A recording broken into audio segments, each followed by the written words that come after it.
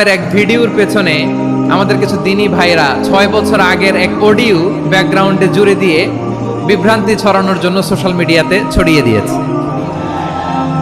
তো তাদের প্রতি আমাদের কোনো রাগ নাই, ক্ষোভ নাই, তারা হয়তো দিনী তাকাদা থেকেই করেছে, কিন্তু তারা হয়তো বুঝতে পারে না এই যে রিসেন্ট আলোচনার ভিডিওর পেছনে 6 বছর আগের অডিও জুড়ে দেওয়া, এটাকে বাংলায় বলে প্রতারণা।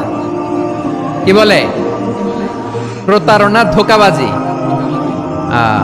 এখনকার আলোচনার ভিডিও আর ব্যাকগ্রাউন্ডে এডিট করে লাগিয়েছে 6 বছর আগের অডিও, এটারে প্রতারণা বলে, ধোঁকাবাজি বলে। আর বিশ্বনবী বলেন, মান গাশশানা ফালাইসা মিন্না, the person who deceives us he is not among us. যে আমাদেরকে ধোঁকা দেয় সে আমাদের অন্তর্ভুক্ত নয়।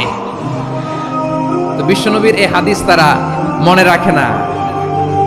তাই জন্য শুধু বিশ্বনবীর প্রতি সাল্লাল্লাহু আলাইহি ওয়াসাল্লামের প্রতি সেরেফ ভালোবাসা আপনাকে বাঁচাতে পারবে না যদি বিশ্বনবীর আদর্শ আপনি গ্রহণ না করেন। তার জলজান্ত প্রমাণ, আবু তালেব বিশ্বনবীকে অনেক ভালোবেসেছেন আলাইহিস সালাতু ওয়াসসালাম।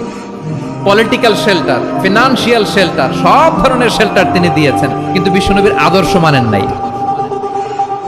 মুক্তি মিলবে? হ্যাঁ, আওয়াজ করে বলেন, আবু তালেবের কি মুক্তি মিলবে?